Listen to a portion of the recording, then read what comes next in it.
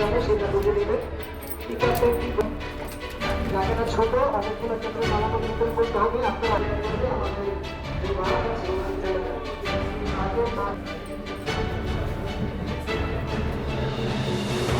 আমরা অল্প কিছুক্ষণের মধ্যেই ব্যালট পেপার সহ যে সরঞ্জামাদি আছে আমরা আপনাদের হাতে হস্তান্তর করব।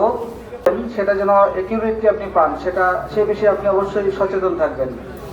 আর আরেকটা বিষয় হচ্ছে অবশ্যই আপনি গাড়িটি বুঝে নেবেন। গাড়ির যে ড্রাইভার আছে সেই ড্রাইভারের নাম্বারটা আপনার কাছে থাকবে, মোবাইল নাম্বারটা আপনি সেভ করে রাখবেন।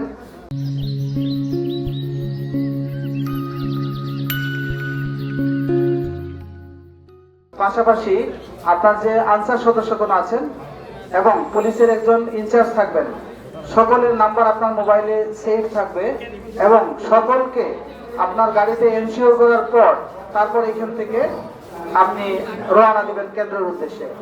কেন্দ্রে অবস্থান করবেন এবং আপনার সাথে সকলকে আপনি রাখবেন, কাউকে আপনি ছুটি দিবেন না যে আসে অন্য জায়গায় যাবে না। আপনি কেন্দ্রকে কোনোভাবেই ঝুঁকিপূর্ণ করবেন না নিজে থেকেই, সেটা আমি অনুরোধ জানাচ্ছি। আপনার সাথে যারা আছেন তাদেরকে আপনার সাথে সাথে রাখবেন।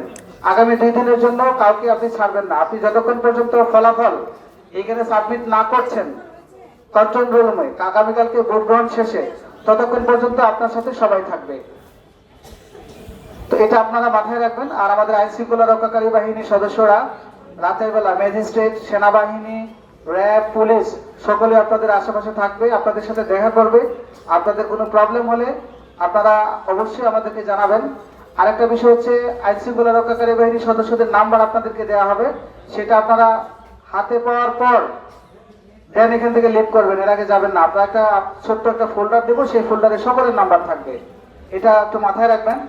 আর এর আগে আপনাদেরকে আমি বলেছি যে খাবার দাবারের বিষয়টি আগামীকালকের, সেটা হচ্ছে আপনারা নিজেদের মতো করে ব্যবস্থা করবেন।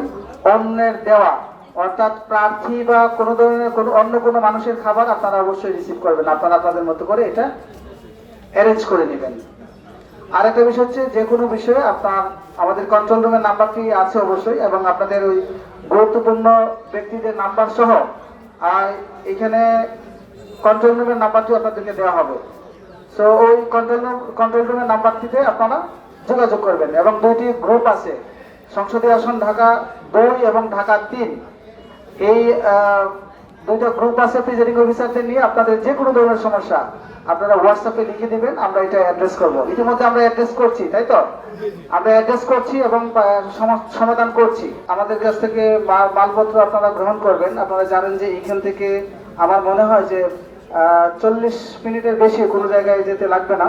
তো 40 মিনিটের মধ্যে আপনারা যেতে পারবেন আশা করছি। এই জন্য আমাদের আজকে 4টা পর্যন্ত আমরা আপনাদেরকে মালামাল দিব। এর মধ্যে আপনারা সুশৃঙ্খলভাবে আপনাদের যে জিনিসপত্র আছে এগুলো আপনারা রিসিভ করবেন।